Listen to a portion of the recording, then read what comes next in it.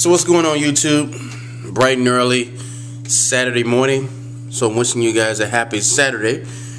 Hope you do something fun.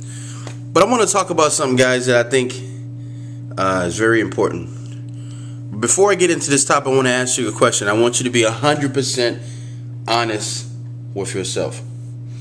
I know Susie Orman says this statement a lot. That said, we spend our time acquiring things and buying things in life, cars, houses and things like that, to impress people that we really don't like in the first place. Now I want to ask you guys a question. How many out there, you guys, and you're the only ones that know the answer to this question, really buy things in life because of what you think people will think? Think about it.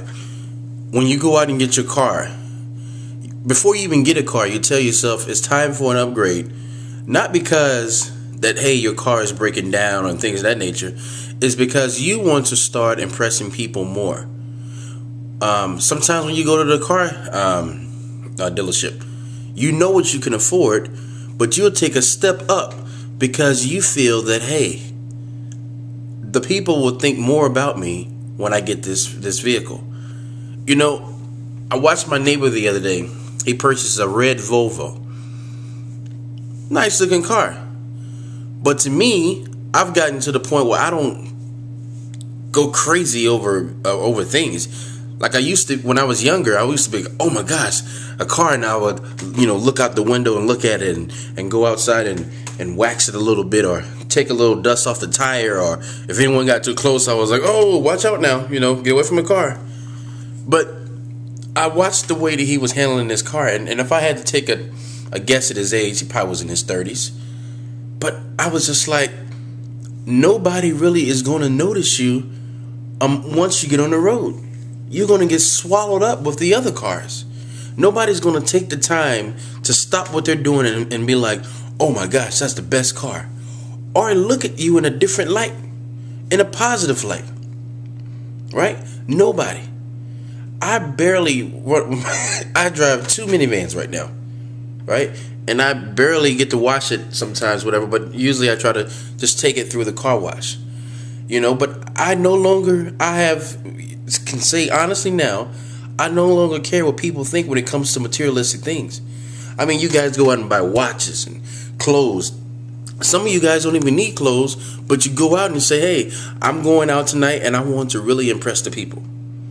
So what should I wear? So you go on, you put out your best. You spend hours getting ready just to go out and impress people. But what if you tried this?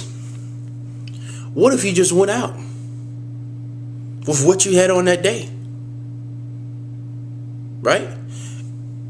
It doesn't make a difference. Guys, nobody cares who you are.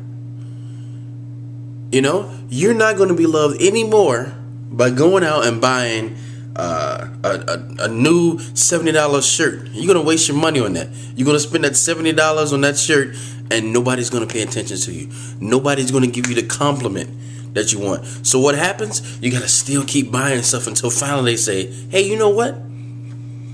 I like that shirt you have on. I like that watch you're wearing. Because that's what you really want, right? Some of us right now are living in a home we can't afford. We're barely making payments, but we like to have dinner parties. We want people to swim in our pool. We want people to have a good time in our home. But when the people leave, you and your spouse are arguing. You're almost on the fence when it comes to divorce, because you guys know the real story in the household. That thought is keeping people broke all over the world. But I'm going to tell you right now, until you master that thought, you're going to have problems for the rest of your life. That's why I always talk about the fake rich. When you see all those materialistic items that they walk around with, guys, a lot of those people are not rich. You know what they are?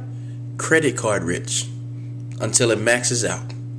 You go to these fine areas of town and you see the people outside on Rodeo Drive, and they're eating their salads and nice BMWs parked in the front, and they're living the life. No. Those were the people that you read about and you heard about when this foreclosure hit. Because you can only be fake for so long.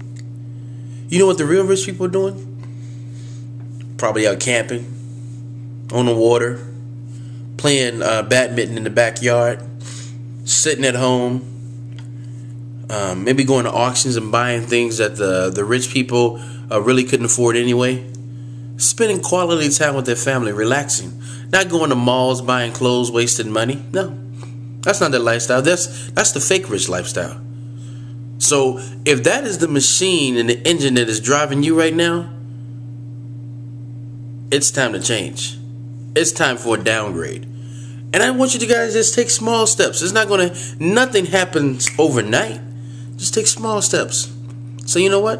I'm not going to go shopping for a while. And if I do, I'm going to a thrift store.